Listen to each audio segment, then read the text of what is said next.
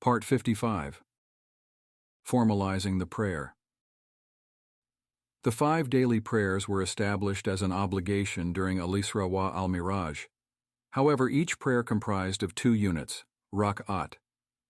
Aisha narrated, When we came to Medina, the prayers were put as you know them, that is, 2 units for Fajr, 4 for Zuhr, 4 for Asr, 3 for Maghrib, and 4 for Isha, and the 2 units were kept for the traveler, except Maghrib, which is always 3 units.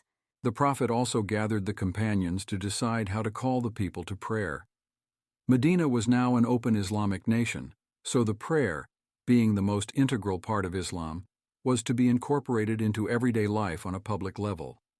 The companions began to discuss, and one said, "Let's use a bell, like the Christians." But this was rejected.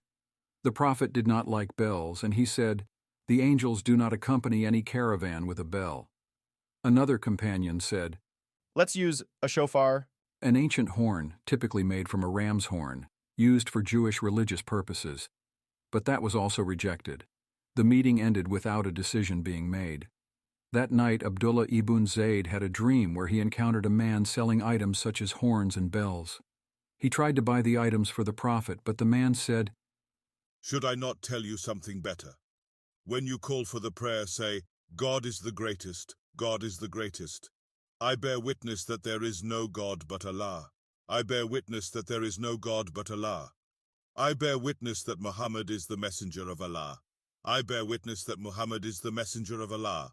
Come to the prayer, come to the prayer. Come to success, come to success. God is the greatest, God is the greatest. There is no God but Allah."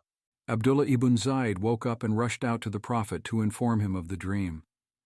The Prophet then said, "Stand up, O Bilal, you have the loudest voice." The Prophet then instructed Abdullah ibn Zayd to go with him to the roof and inform him of each phrase for Bilal to give the azan. As Bilal was giving the azan, Umar ibn al-Hattab rushed out from his house and said, "O Messenger of Allah, I heard the same phrases in my dream." The azan thus became the only act of Islam legislated via the dream of a companion. However, it is more accurate to state that the legislation was the Prophet's approval, not the companion's dream itself. There are no narrations regarding the companion Abdullah ibn Zayd, except this famous narration of the azan. Suffice to say that he must have had a blessed relationship with Allah and His Messenger to have been bestowed with such a blessing.